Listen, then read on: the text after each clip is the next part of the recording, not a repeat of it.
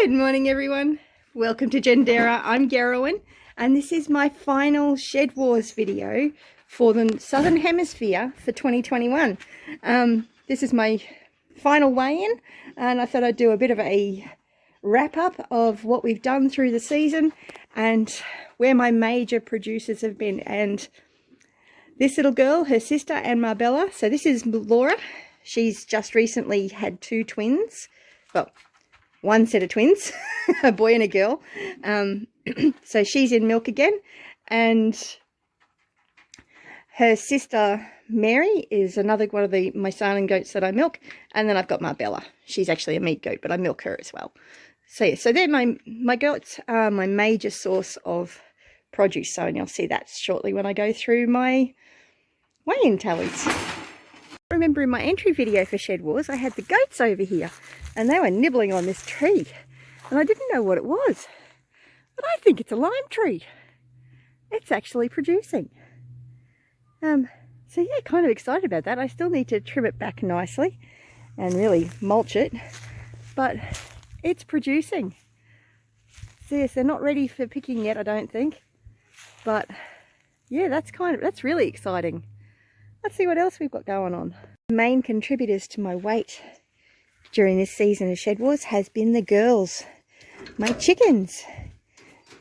Now I prefer to have them out in a mobile coop, which I did make during the season as well as part of my build and craft challenge.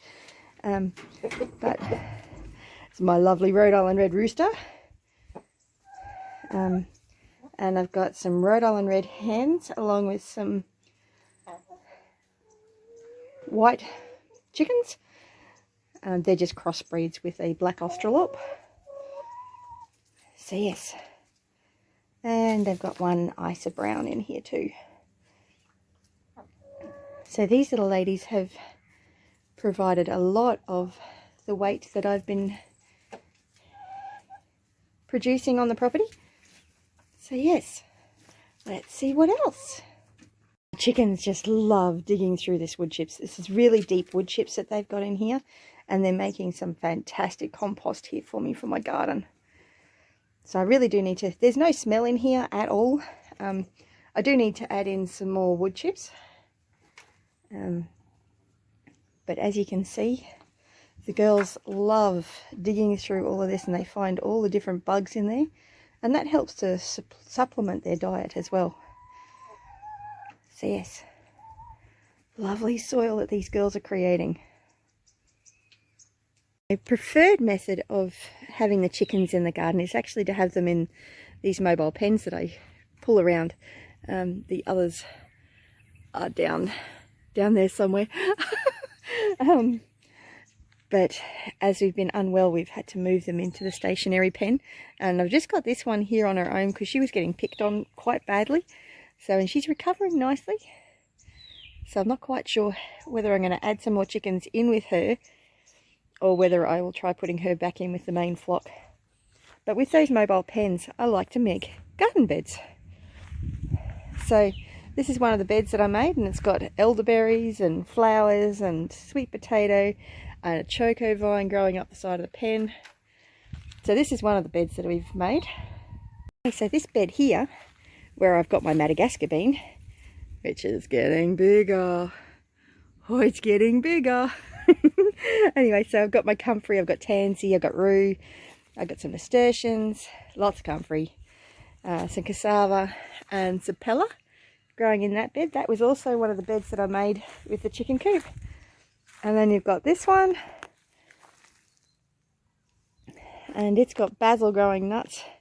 My parsley was doing fantastically in here, but it seems to have died. I have a cucumber vine there. This nasturtium's doing really well. And I've got a little Moringa tree there. So we've made a lot of progress over the Shed Wars season. So I've got this pumpkin that I need to pick. That vine's definitely done. A little nasturtium growing there. My pawpaws have grown fantastically, as has that Moringa. I'm hoping to be able to take some cuttings off that next year and reproduce it. Coming into winter here, that'll probably die back. I'm also going to have to find a way to protect the pawpaws potentially during any frosts. And the other thing that's exciting is these are starting to flower. Look at that, they're flowering. So really pleased with these pawpaws. It's absolutely fantastic. So exciting. So I put those in, I think it's just before the shed wars season started, those ones. So they're not much older than 6 months, those ones. Okay, so one of the other things we had to do during shed wars was to actually grow veggies in a pot. And this is my pots and the progress they're making. My chard is growing fantastically. I've been really happy with that. The Okinawa spinach is doing well. My strawberries are doing well. My lettuce is doing fantastically. What else have we got? Parsley is not doing quite so well. Leeks are doing okay, although it's gone to seed. And sorry about my shadow. And the mat just stood on a big prickle. And my rosemary is doing well. So really pleased with the progress of this. I've still got a few more plants to pot up, but let's check out what else we've had happening. Okay, and the other thing that is our big producer is the aquaponics. And I harvested 1.3 kilo of basil from that the other day, and there's still more that I could harvest. Celery's going nuts. The Okinawa spinach is going nuts. Get some chard in there. Of course, there are fish in there, although the fish aren't ready for harvesting yet. The Marlborough spinach is doing fantastic. And these beds were only set up partway through the shed wars season this year, so they are producing brilliantly. I am incredibly happy. We've been growing in aquaponics for over 8 years now, so it's really a very productive way of growing. I've even got my little mulberry tree seedling in here, which it seems very confused, and I don't know if you can see that, but it's starting to flower. This is totally the wrong time of year for it to be flowering. Got some lettuces over there that are doing fantastically, which I could probably harvest.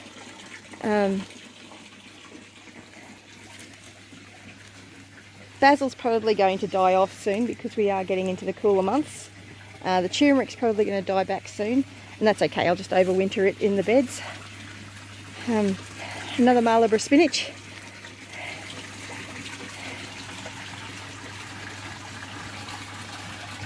So yes, this is our other big producer. And the Okinawa, not the Okinawa, the longevity spinach, also known as Sambang Naiwa, I think it's called. But check out that basil. And I would be harvesting a lot more of this if I could find my dehydrator. Although my basil, I don't need the dehydrator. My basil, I just need time and the ability to do something with it.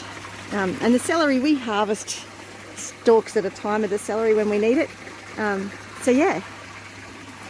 So I don't want to harvest too much of the basil because I want the seeds for next year.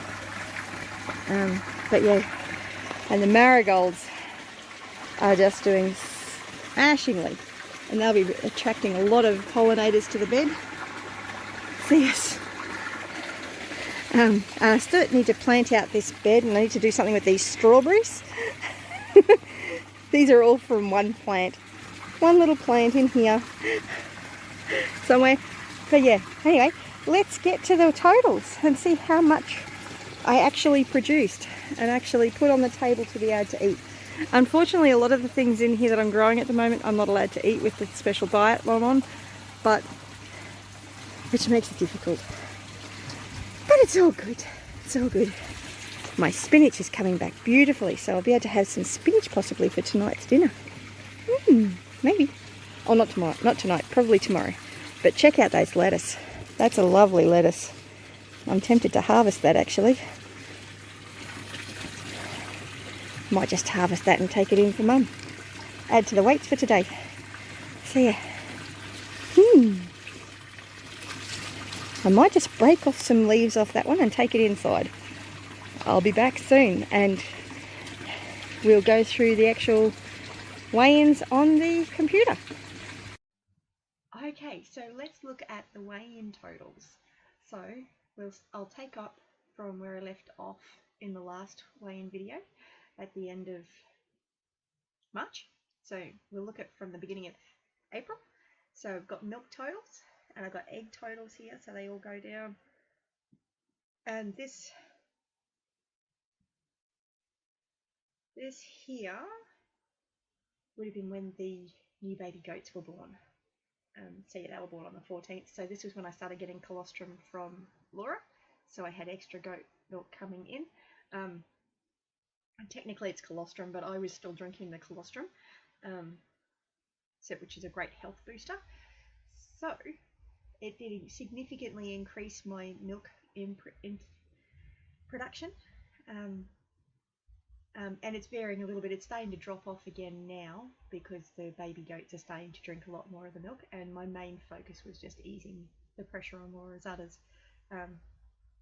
Possibly in a few months' time I'll take a little bit more interest in actually having more milk. I may even do the whole kid sharing thing where I put the babies up at night and milk Laura first thing in the morning. But we will see how that goes as time goes by. So yes. Anyway, so let's look what else we've got going on here. So we've got the eggs. We've been a little bit slack on collecting them, which is a bit of a challenge. Or not just collecting them, but weighing them. So we've had like big buckets being weighed each day. So we're getting a decent amount of eggs still. Got a bit of basil, a bit of beans I should say, a bit of capsicum. Haven't had a lot of things being weighed in. Did harvest a lot of basil and processed that and turned it into pesto. So yeah, none of these other ones did much this month at all, and I did harvest that lettuce earlier today, and that was 185 grams, I think. Yeah, 185 grams. So yes, so that's the totals. As you can see, milk is my major producer on the property. Next is eggs. But let's look at the totals. Okay, let's look at so we'll look at the totals now. So these are the totals by month of the different amounts of produce. So far in April, I've harvested 36,385 grams, or 80 pounds. So that's just of milk. Eggs, I've produced 5,635 grams, or 12.4 pounds. No cucumbers, much to the boys' disappointment.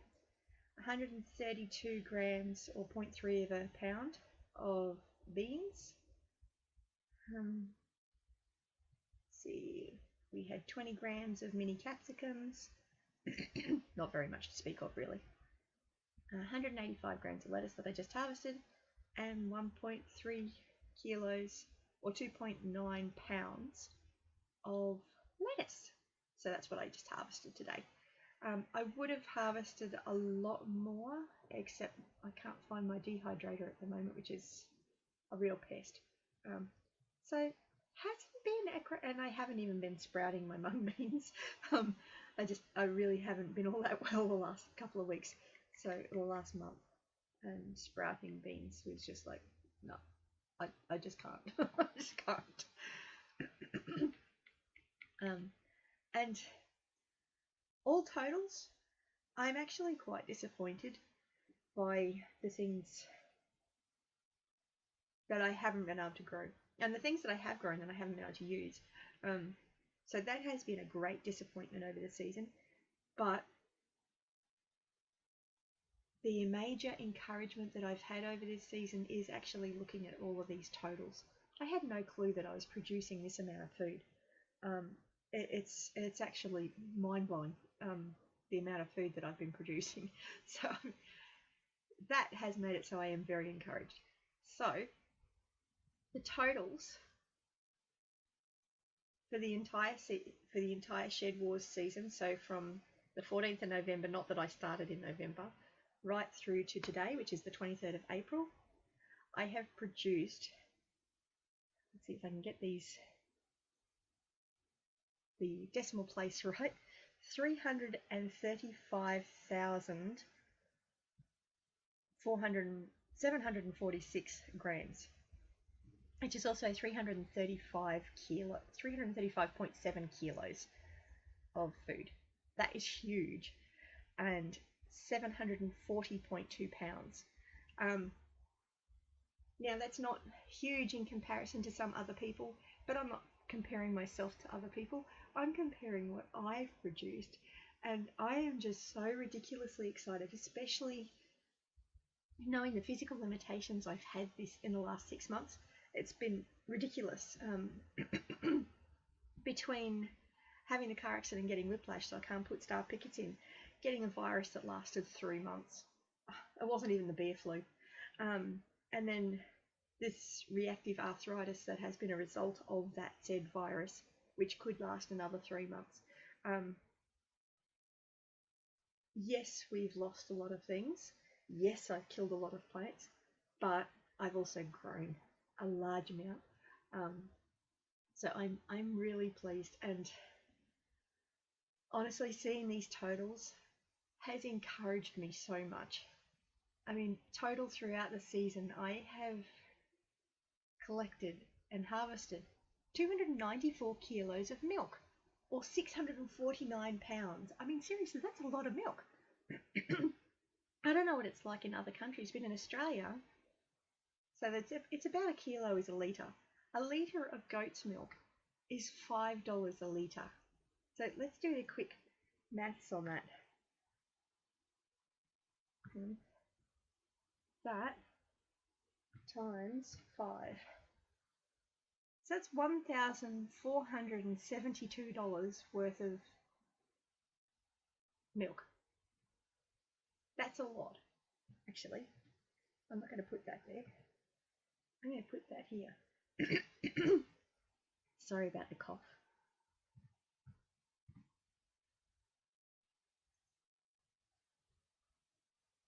Make that $1. And I mean, if you look at, I'm not sure how the eggs are going to work though, because that's, you don't buy them by the gram or the kilos. But 25 kilos of eggs, that's huge. They're usually about 700 grams or something for a large carton of eggs. So let's look at that. Take this one, divided by 700.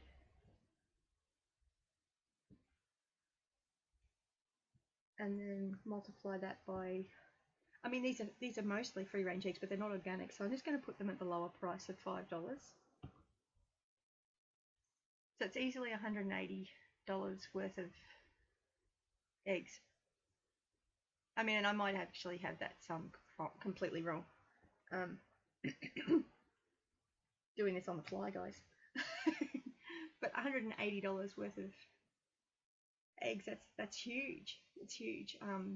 Basil. There's my basil.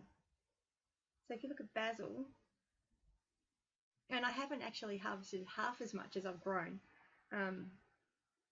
It's usually, maybe get that in 100 gram lots, and it's usually $3 or thereabouts if you're lucky. So that's $58 worth of basil that I've grown. And I could actually use that same formula on the mint. That's 30 cents. Not quite so exciting. The parsley. The chives are probably about the same. You can't even buy those ones, but I haven't produced that much. Don't know what beetroot price is. I saw pumpkins at $4.90 a kilo, but that's not average. So,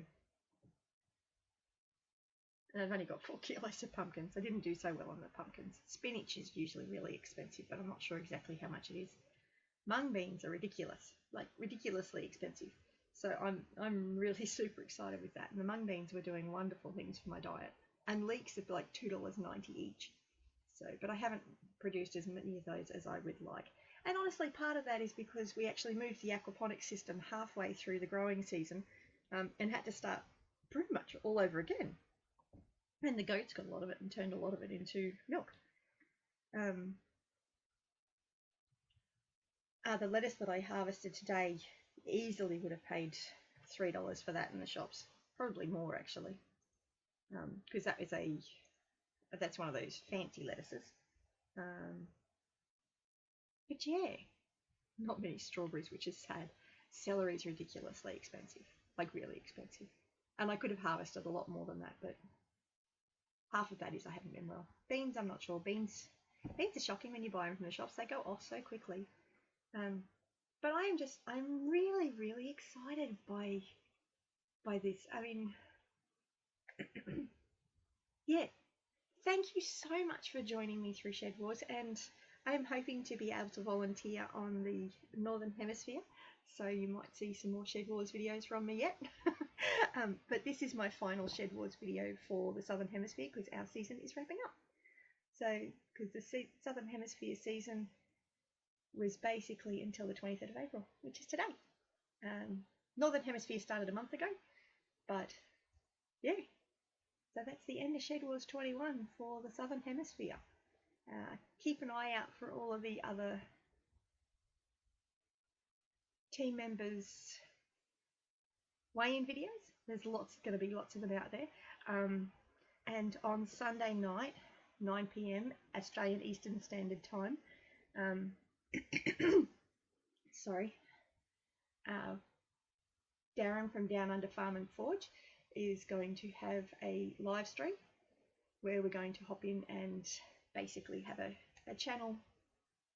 panel chat where we all get together and chat and have a chat about how we went with SHEDWARS. So yeah.